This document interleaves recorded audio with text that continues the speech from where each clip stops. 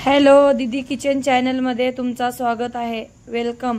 आणि आलेत तर पूर्ण व्हिडिओ बघूनच जावा। टेस्टी ठेसा बनवणार आहे मी। हे टेस्टी ठेसा बघण्यासाठी पूर्ण व्हिडिओ शेवटपर्यंत नक्की बघा आणि ठेसा आवडल्यास बनवल्याच्या नंतर माझ्या चॅनलला नक्की सबस्क्राइब करा। तर बघा मी स्वच्छ मिरची आणले, स्वच्छ धुवून घेतले, छान असे मिरची, लसण, अद्रक, टमाटे असं सगळे व्यवस्थित टाकून घेतले। मी सगळं भाजून घेतले, चवीनुसार मीठ टाकले आणि थोडंसं शेंगदाण्याचं कूट सुद्धा ऍड करायचं याच्यामध्ये। खूप छान असं लागतो शेंगदाण्याचा कूटनी ठेसा।